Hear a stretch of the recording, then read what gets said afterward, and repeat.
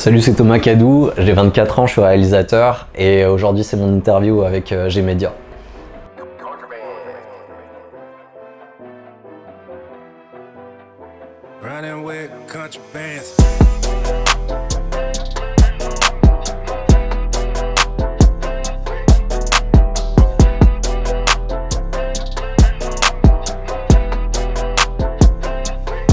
Un peu par hasard, quand j'étais gamin, genre vers 8-10 ans, je commençais à faire des vidéos avec Windows Movie Maker jusqu'à faire des petits courts-métrages. J'ai eu un passage sur YouTube également, jusqu'à finalement arriver sur les formats qui me plaisaient le plus, c'est-à-dire du clip ou de la fiction.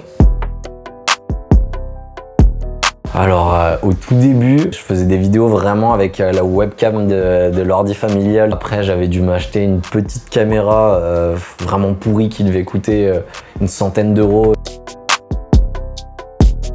Ça dépend s'il y a du budget pour de la location, des trucs comme ça, mais sinon le boîtier que j'ai aujourd'hui c'est un Panasonic S1. J'ai fait un DUT métier du multimédia et de l'internet. L'aboutissement de tout ça, ça a été vraiment quand j'ai pu intégrer l'école de la Cité. Je suis un autodidacte qui s'est retrouvé finalement à l'école. Depuis octobre 2018, je bosse en tant que réalisateur en freelance. Pour le coup, c'est vraiment un kiff de pouvoir vivre comme ça, quoi. Les plus gros projets sont ceux que j'ai pu faire à mon école de ciné.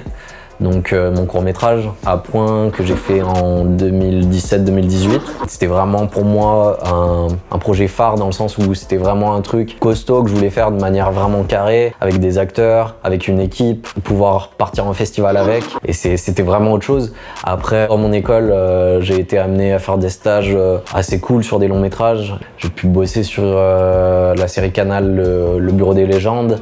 J'ai pu bosser sur Anna, le dernier film de Besson. J'ai pu bosser sur Taxi 5. Non, c'était ultra enrichissant. Mais aujourd'hui, finalement, ce que je retiens surtout, c'est mes projets perso. C'est ça qui est important pour moi aujourd'hui. Je suis en train d'écrire un court-métrage. Et c'est aussi un challenge à l'écriture parce que même si je veux réaliser, c'est aussi me dire est-ce que je suis capable d'écrire un film moi-même. Après, j'ai aussi un projet de docu que je suis en train de développer. J'avais déjà fait un docu avec Tortoise. J'tire une fois comme Beckham, pas besoin de C4, multiplie le rayon gamma. En avançant le jet lag, j'doublais mon C en 2 ans comme le rayon kappa. C'était un exercice ultra intéressant et c'est pour ça que j'ai bien envie de réitérer le truc et développer un autre projet de docu mais bien mieux produit, avoir des intervenants qui ont plus ou moins de notoriété et d'ici la fin de l'année c'est un peu l'objectif, quoi. Je vis à Paris aujourd'hui et je bosse beaucoup à Paris mais je suis quand même amené à revenir souvent sur Grenoble. Et du coup, pas mal de Grenoblois, surtout sur les clips. Je pense à Tortoise avec qui j'ai fait un clip, un docu. Je pense à Mister V, Théo Juice, Kaba, ASM. Là, la semaine dernière, je faisais des vidéos pour d'autres youtubeurs, Doc7, Zulu, Xari. Là, c'est les personnes à qui je pense là directement, surtout les Grenoblois. Surtout Dave Meyers dans le clip. Après, dans le ciné, je suis un gars qui kiffe à mort Tarantino, Scorsese. Et dans l'entre-deux, vraiment clip et film, je kiffe de plus en plus ce que fait Romain Gavras. Il n'a pas fait le choix entre le clip et les films. Et ça me plaît parce que moi, j'ai pas envie de faire un choix entre le clip et les films.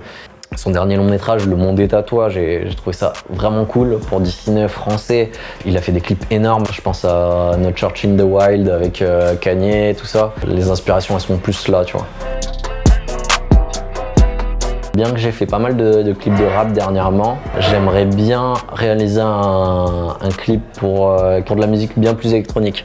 Je pense à The Blaze. Après, un artiste US, je sais pas, je pense à un Kendrick s'il faut vraiment voir le plus gros truc.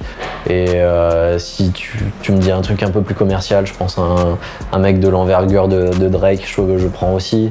Dans le français, j'ai envie de dire ouais, un Nekfeu, on ne dit pas non.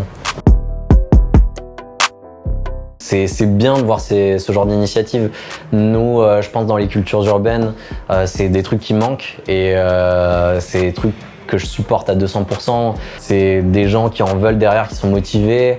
Non, c'est grave cool et surtout ça défend les cultures urbaines à Grenoble. Il y a une grosse scène techno, mais dans les cultures urbaines, il n'y a pas tant de choses.